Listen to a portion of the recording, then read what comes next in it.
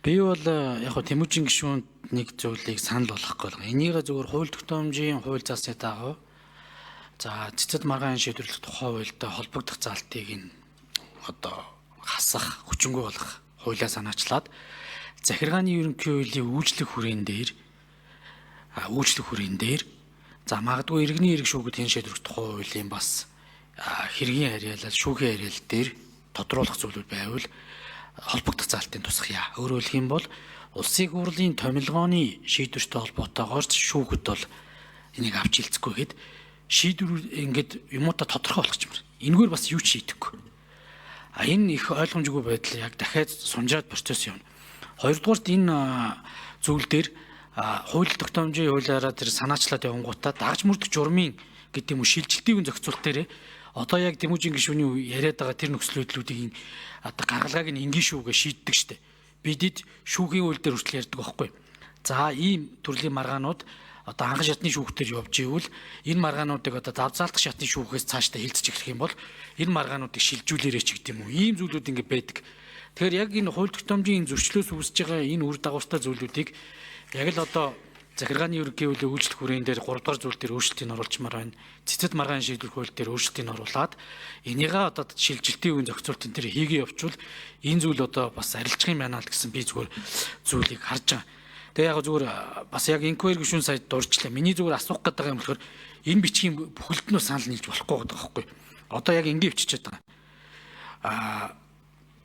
Наривчсан зохицуулсан хууль, тийм хууль байхгүй бол сүүл 40 төгөлдөр болсон хуулийн залтыг практикт хэрэглэн хууль хэрэглийн үндсэн зарчим мөн гэдгээд амар том дүгэлтүүдтэй. Хувийн эрх зүйдээр бол энэ зарчмыг үйлчилдэг боловч нийтийн эрх зүйдээр ерөөсөө сүүлдүүгүй юу гэдгээр үйлчилж болдгоо. Энд чинь өөрөө эрүүгийн хуулийн зарчмыг ч гэсэн тодорхойлох гэдэг шүү дээ. Тэгэхээр бидэд зарим зүйл дээр сүүл баталсан хуулиас нь эсхээс нь үл хамааран эрх зүйн байдлыг дээрдүүлсэн хуулийг хэрэгэлдэг одоо нийтийн эрх зүйн зарчим байдаг байхгүй. Энийг өөрчлөлт үүсгээд улсын хурл өөрөө юм том дүгнэлттэй ийм зүйл яваад жишг тогтоох гээд байна. Энэ бас эрх зүйн үр дагавар үүсэ. Би нэг цэцэрхээгүй шүү. Одоо бас таны хариултыг хэлчихье. Тэгээ одоо яг нэг юм болохоор одоо ингэж хэлэх гэж байна. Тэгэхээр ийм зүйлүүдтэй жишээ санал нийлж болохгүй гэдэг юм л та.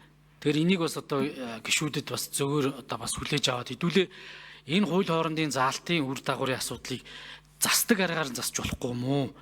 Тэгээ ерөнхийдөө эрх зүйн байдлыг дээрдүүлдэг нийтийн эрх зүйн энэ салбар эрх зүйн зарчмыг та жишээний налдан бичгээр үүсгэж байгаа байхгүй одоо бидэд хамгийн сүүл баталсан хуулиар нь явдаг зарчимтай маань энэ гэдэг. Тэгээ би яг зүгээр челленж хийх гэдэг юм биш. Зөв биз дээ. Тэгээд энэ ийм зүйлүүдэд хэдүүлээ ярилцчихж бас ингэж явахгүй бол энэ бүхэлд нь яаж чадахгүй. Одоо энэ алтан бичгээс чи хасъя гэж санал хураалгаж байна. За Тэмүүжин гишүүн хариулъя. За сайн зураг гишүүний сүүлийн үг бас нэг чухалж болохгүй шүү.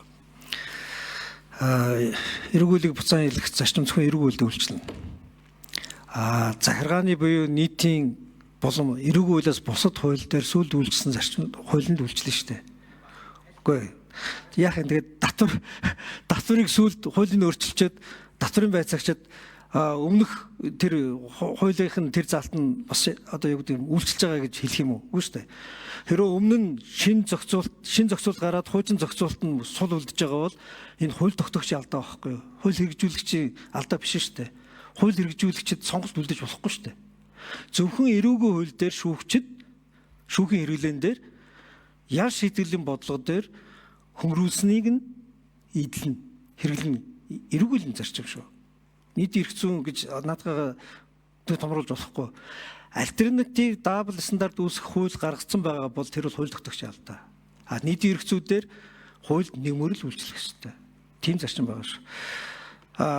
Хуулийг засна.